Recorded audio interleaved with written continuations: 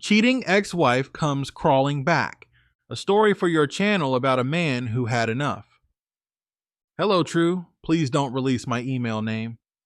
Years ago, when I was a kid during the 90s, I would visit my dad at his work with my mom to go out to lunch. He was a hardware computer technician at the time and would often be at his workstation when not at his company's other locations. The workstation next to him was his mentor and friend who had trained him for his job. They had worked together since my dad started there and looked out for each other. Every time I came by, his friend always greeted us with a warm smile and a few jokes. He had pictures on his desk of him, his wife, and 2 kids.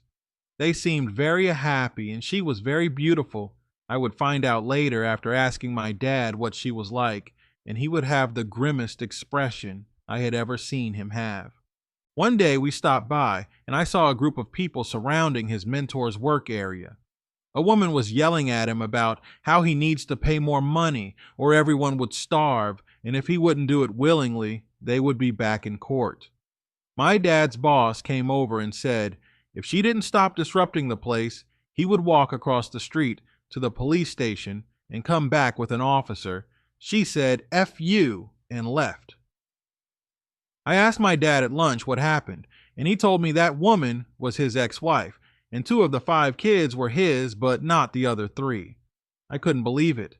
That woman who looked like a goblin was his friend's ex-wife. She looked so different in her photo. He told me after their second child, she became resentful when she couldn't lose the baby weight fast enough for her liking. She would go out to gatherings with her friends while he's at home watching the kids, eventually resulting in going to places where she was introduced to drugs and one-night stands with strange men. It was like she became a monster, but my dad believed that this was her true self finally coming out. The 3 kids that weren't his were results of her infidelity, and unfortunately, because of our state and the times the judge forced him to support them after he divorced her. I should clarify that before her first affair child was born, he was already divorcing her for cheating and wanted to raise his kids properly, but the judge gave her custody and he was allowed visits and to take them for the weekends until she manipulated them into hating him. My dad told me that now he wasn't allowed to visit them unless she was present, but they never wanted anything to do with him. She would drop by his work unannounced with all 5 kids to torment him on how crappy a father he was and how he should support them better. It would be almost 2 years later, I believe he got some relief. My dad came home one day and was in such a good mood, he took us out to one of the best restaurants in the city. It was after we got home, he told us why. His friend that day came in and had worked his last day and was now retired. He told my dad that he had secretly sold his house and withdrew all his money from his bank and transferred it to an account his ex would not be able to access, even with a court order. He didn't go into too much detail because he didn't want his ex to find out. He bought an RV and left the state. A few days later, his ex dropped by and demanded to know where he was. He had stopped paying child support on the last 3 kids. By this time, his actual kids were 18 and older. His boss handed her a letter, and when she opened it, she read it and screamed, ripped it, and tossed the remains on the ground. After she left, my dad and his buddies gathered the pieces up and put them together. It said, "F you cheating bish," in large, eloquent cursive. She came back a few times, but my dad's boss kept getting the police to remove her. Eventually, they never saw her again. My dad got a letter with no return address on it, and it was his friend. He was living somewhere in Canada and was for the first time in years happy and at peace. He apologized and told him he will not be sending any more letters to him because he wanted to leave our state behind as it was too hard for him, and he wanted to spend his new days with a fresh start. Let's see another email.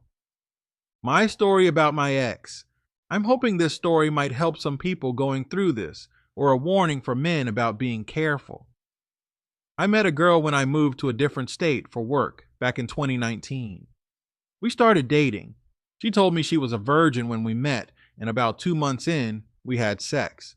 After this, we got engaged 3 months after that, in February of 2020. I only went forward with that because I felt like I was truly in love with this woman. In 2020, we were discussing when to get married, and we both got to the topic of children. We decided that we wanted to have 2 kids and that she wanted to have them before she turned 30. So, from there, we decided we would be actively trying for kids.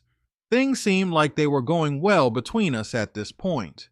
During this time, I was going through a lot of personal issues, so I started drinking and doing drugs, weed, shrooms, ecstasy, and acid, and as a result had trouble keeping a job. Me and my roommate soon lost our apartment. At this point, I had to move back in with my dad and get back on track.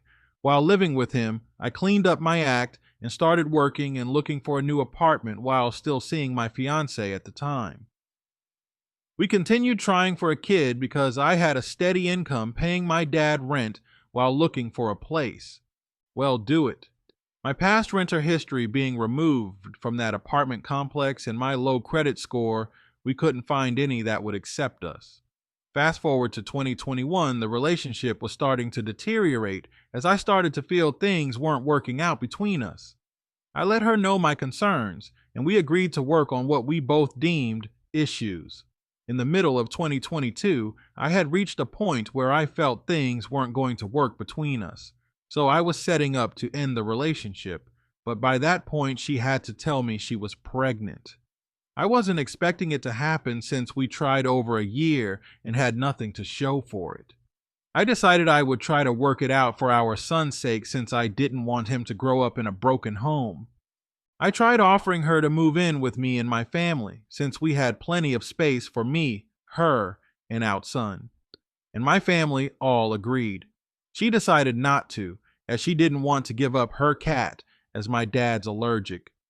When we reached that point, I tried to set up custody arrangements before our son was born, as to ensure we both could spend an equal amount of time with him. But she didn't want to agree to the terms I tried setting. At this point, I was taking her to and from every appointment I could make it to. If she needed to go to the hospital, I was her ride to and from there. I was getting 1 to 2 hours of sleep a night. As we reached the day before he would be born, she still hadn't made a decision on a custody arrangement, so I was adamantly telling her we need to decide soon. I'd rather not take this to court. I reached out to her for the time of the scheduled C-section, and she stopped answering calls from me or anyone in my family for that matter. So, I called the hospital to get the appointment time and let my family know when to arrive for the delivery. We all get there before her and wait for her to arrive. Her old family friend considered, as her foster mom brought her to the appointment. We all go up to the labor and delivery area, and she's pale and shocked that we were there. Once in the room, the nurse asks some basic questions and finally asks who she wants in the delivery room with her. She then chose her foster mom instead of me. After this, we were all sent to the waiting room until the baby was born. After about an hour, her neighbor comes into the waiting room and looks at me confused, asking why I'm not in the delivery room. So I give her a quick explanation, including how we had to find out the appointment time on our own. She was shocked and said my ex told her and the people in her life what time to be there for the delivery. From this point, we'd been in there for a few hours with no update, so I asked the nurses for any updates, and they said they'll send someone to let us know if anything occurred. We wait a bit longer, and security comes in to check on us. He said he was sent in because my ex and her foster mom claimed we were being aggressive and hostile and claimed I threatened to take my child and leave. After talking with security, he felt sympathetic with the situation and let them know we are doing nothing but waiting to see my son. By this point, we'd been at the hospital since 8:30. My son was born at 11:07, and we didn't see him until 1332. After finally seeing my son and taking photos, I go and call the attorney to help me get custody set up in the courts, and he gives me the info needed as well as giving me a pay structure. I was then notified that she chose to give our son her last name only and refused to have my name put O, the birth certificate. I go back up to see my son one last time before leaving. I return home and call my sister to help me find the court paperwork so I can file on my own due to the high price of attorneys in my area. The next day, I tried calling her to ask how my son was doing, but got no answer, and the hospital said they couldn't find her in the system, even though I was told she'd be there 4 days. Later that night, the security guard called me on his personal phone to warn me that she set up that only certain people can see her or call her in the hospital, and that it'd be best if I didn't come to the hospital as he's seen. This happens before. The woman will block the father's access, and when they get reasonably upset, the woman can use that against him in custody hearings. On the same day, I was mentioned in a case with the Adult Protection Services, but was not alerted to this yet. Within the next week, I hired an attorney that was able to set up a payment plan I could afford, and my family helped with paying, so we started getting set up for the paternity test and custody arrangement with the courts. Another week goes by, and he receives the payment we mailed to him so he could file and serve her. At this point, I received a call from the Adult Protection Services where they tell me I was mentioned in a care for my ex, saying I was emotionally abusive, that I would get angry with her, that I was controlling, and attempted to force her into moving with me when she chose not to, but that I never did hit her. The reason for the case is they feared I'd go to her house and forcibly take my son. They only called to get my side of the story since the case was being closed. Now I'm waiting for the test and court days to be made so I can see my son and at least get 50-50 custodies. I don't know if this story will help anyone, but hopefully my mistake can prevent someone from doing the same. Be safe out there.